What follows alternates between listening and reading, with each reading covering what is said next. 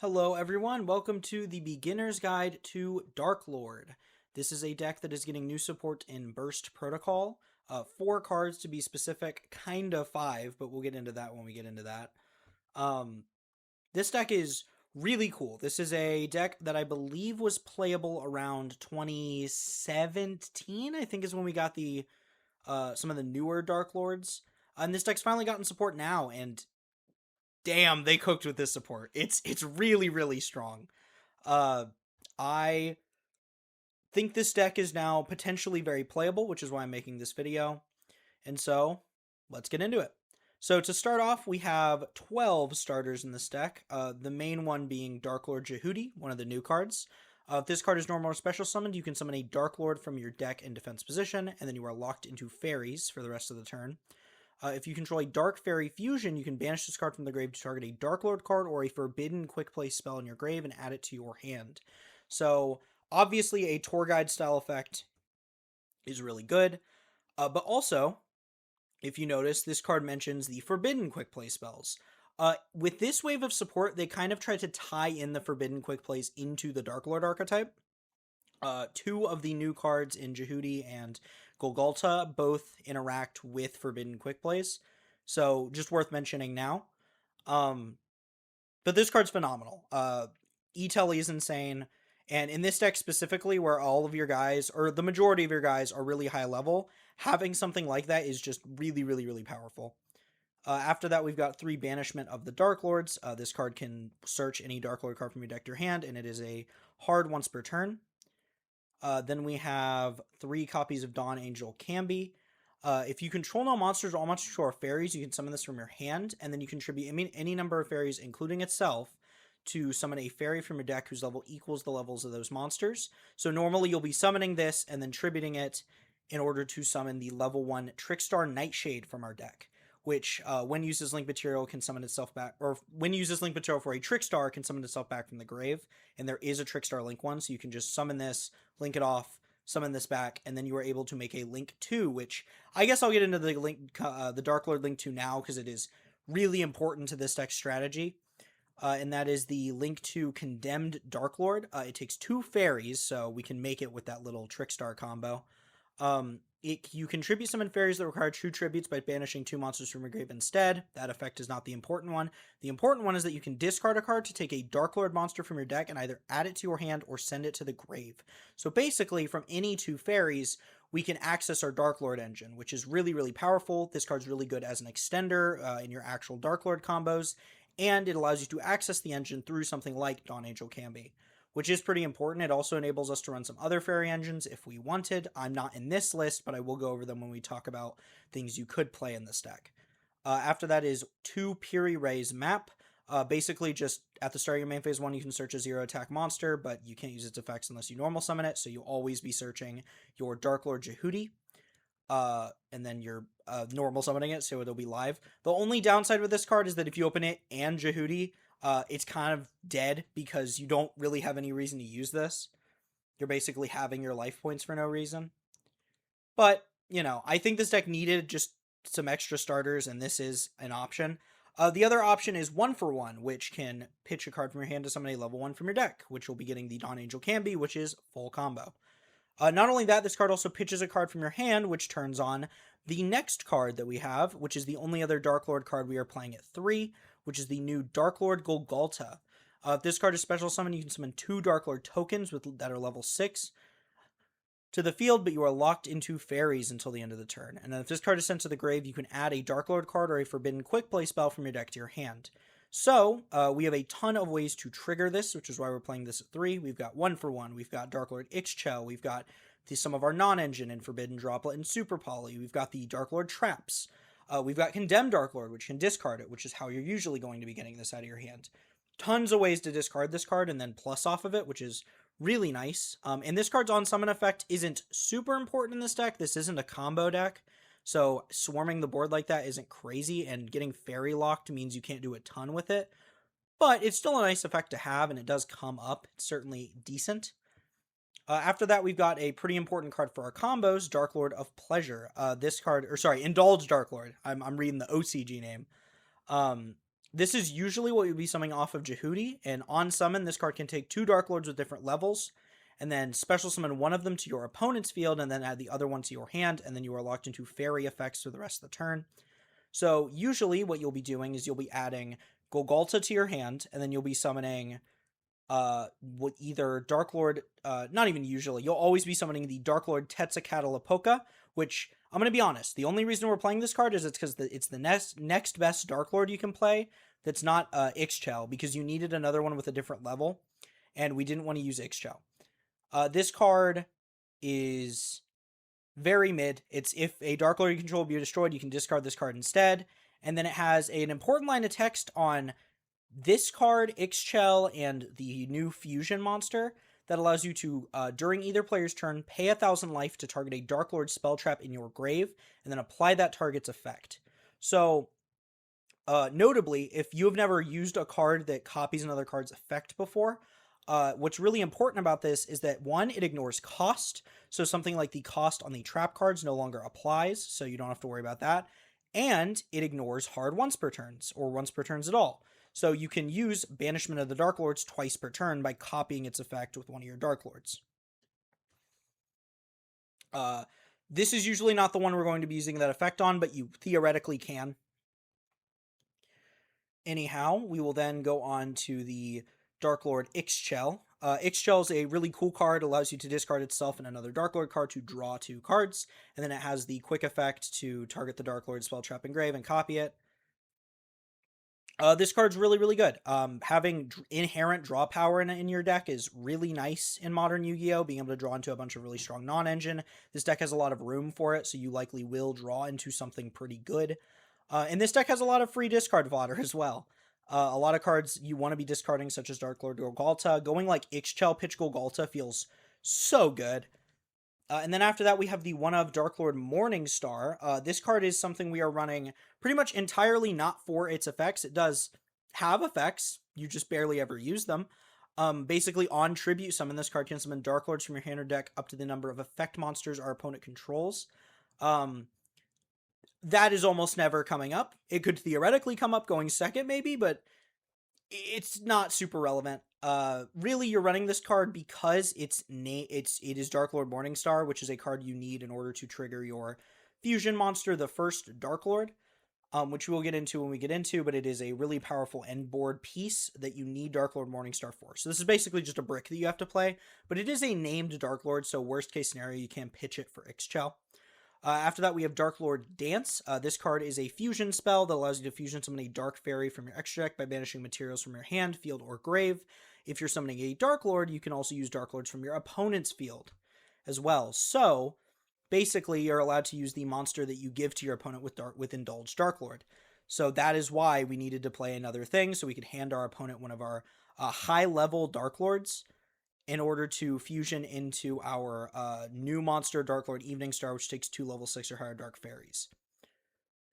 After that, we got the one of Darklord Contact. It's basically just a monster reborn for Darklords.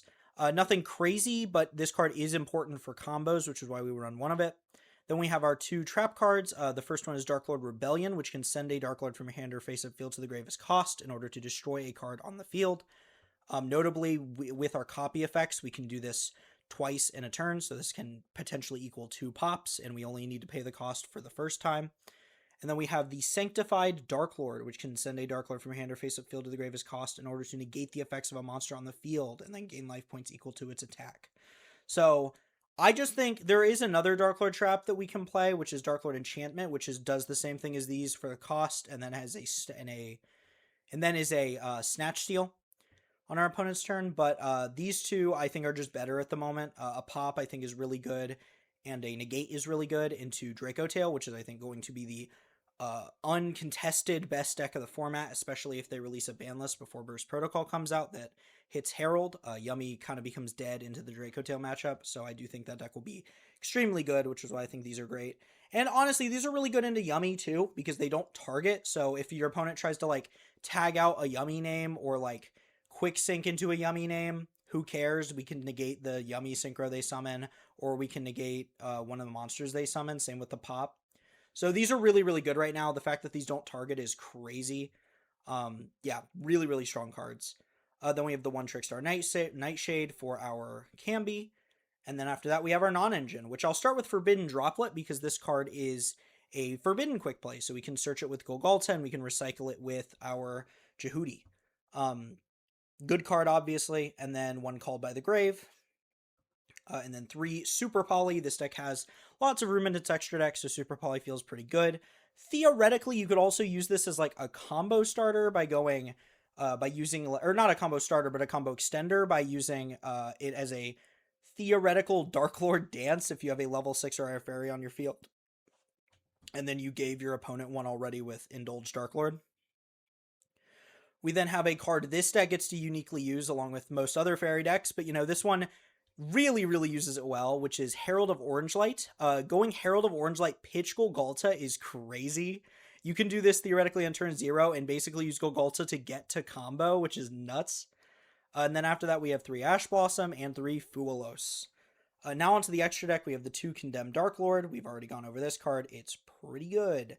Then we have 2 Darklord Evening Star, which is the last new card.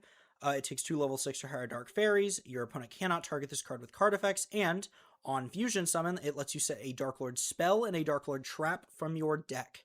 And then it also has the effect to copy a Darklord spell trap engrave as a quick effect. So this card's unbelievable. Really strong payoff for this deck. You're always trying to get into this card so you can set Contact and one of your trap cards from deck. Contact then allows you to extend a little further, and you can copy that Contact in the same turn, so theoretically you could also use it a second time. This card's also, like, the fact that this deck is a fusion monster that has the copy effect is super important, because it means that getting to something, that using using Banishment of the Darklords a second time is also really strong. It means that, like, if you summon this and you have used Banishment of the Darklords in the same turn, this basically guarantees that you get to 2 trap cards, which is crazy. This card basically goes, like, +3 by itself, which is unbelievable. After that, we have the first Darklord. It takes 3 Dark Fairies. Your opponent cannot target fairy monsters you control with card effects while this is on the field, and if it's Fusion Summon using Darklord Morningstar as material, you can destroy all cards your opponent controls. That is the reason we run Darklord Morningstar. Ideally, you're going to be summoning this on your opponent's turn by copying Darklord Dance, and then summoning this with the Darklord Morningstar, and then blowing up your opponent's whole board. And then it also has the quick effect to pay 1,000 life to summon a fairy from your hand or grave in defense position. That's really good if this card lives to the next turn. You can only use one of those effects per turn, so if you use the Destroy All Cards effect, you can't use the Summon effect in the same turn, but that's fine. Being able to then, like, recycle your Darklord Evening Star or either of your copiers is really strong. After that, we have 2 Herald of Mirage Lights. This is one of the best Herald of Mirage Lights decks in the game. This card is a spell trap negate by sending a fairy from your hand to the grave. That's all the effects that matter on this card, but spell trap negate's really good, and this deck can access it really easily. After that, we have Protector of the Agent's Moon. Basically, this card takes 2 fairies and contribute a fairy to target a card in the field and destroy it. This is really important because in some of your combos, you don't have a way to discard the Golgolta, since your only searchable way to do it, or I guess like way you always have access to, is by going Condemned Darklord or Ixchel. And if you don't have access to Ixchel and you've already had to use Condemned Darklord because you started with something like Kambi, you need Protector of the Agent's Moon to pop a Golgolta that you give to your opponent with Indulged Darklord. It's like a really specific case that when it comes up, but when it comes up, you do need this card. So, very important card to run. It's also just not bad utility. A pop is good to have, especially one that tributes itself for cost, because if your opponent, like, skill drains you, this is an out to it. That's what this card was classically used for.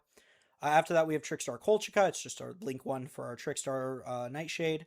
We then have 4 Super Poly targets, 1 SP Little Knight, and 1 Typhon. And then onto our side, we have some other options you could play. First off is the Darklord Enchantment, which is the other trap card.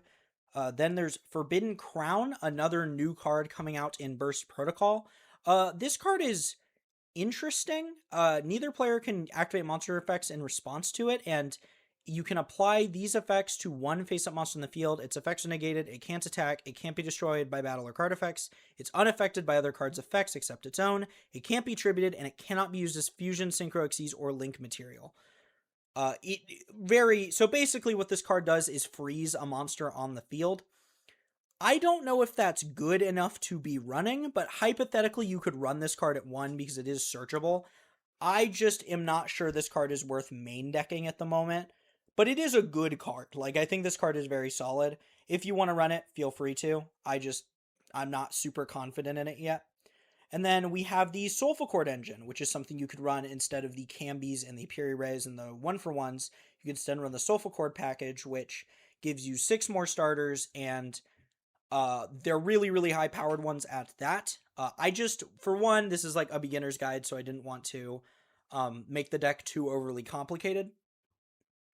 But also, like, I'm not sure if this is the best way to do it. But looking at this, you probably should play the Soulful Chords the more I think about it, just because... hell, you could even play Kambi, because the Soulful Chords are all level 1s. So you could even still play Kambi if you wanted to up the amount of starters you're on. Really strong stuff. I think the Soulful Chord engine is really strong. It allows you to basically do your full combo and have a negate on board with Kulia. So it's good. It's very, very, very good. And then there is one new card coming out in Blazing Dominion that is really interesting for this deck. It's called Lahamu, the Messenger of Sacred Scripture. It takes 2 effect monsters and is a fairy, so we can make it under all our locks. And once while this link summon cards in the field, you can normal summon a level 5 or higher monster without tributing. And then during the main phase, you can quick effect normal summon a level 5 or higher dark monster from your hand, which is really crazy. So basically it means you could actually utilize Darklord Morningstar's effect to summon a bunch of guys from your deck on the opponent's turn, so you can actually have them have effect monsters, which is really cute. I don't know if it's good, but it's interesting. And then during the end phase, you reveal any number of monsters in your hand, place them on the bottom deck in any order, and then draw the same number of cards. That's really good for just mulliganing like extra copies of Darklords in your hand back into the deck, so you can draw into more hand traps. Unfortunately, if you draw into these quick plays, it's not very good, so maybe you switch those out for hand traps in the future once we get this card, but who knows. I imagine this is going to be a pretty consistent part of the end board once we get this card, and it feels almost tailor-made for this deck, so very, very solid. It also could theoretically let you use some of the other Darklord monsters, such as Darklord Asmodeus, which can't be special summoned from the deck or grave, and is like a Foolish Burial for fairies, which is kind of cute.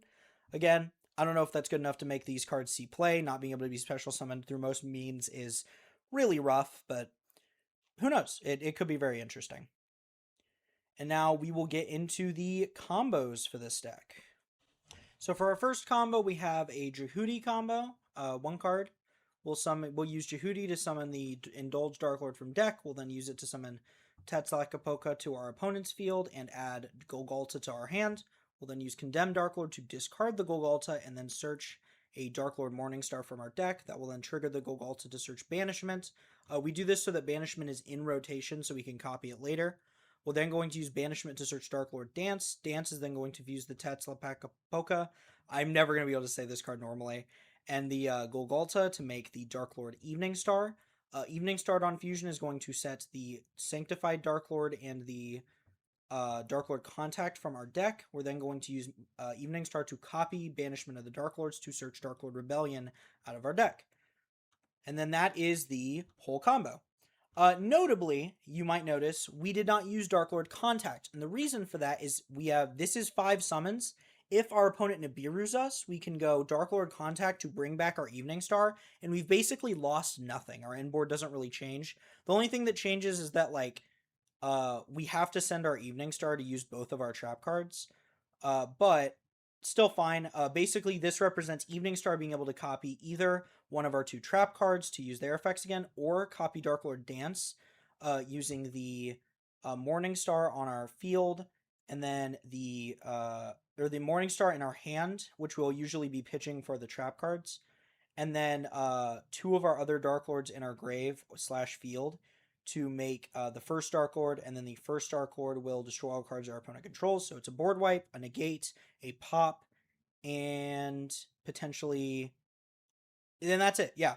It's not a ton of interactions, but it is a 1-card combo, and it has a lot of room to be better as well. If we ended on like another Darklord name that copies, we could theoretically have another interaction.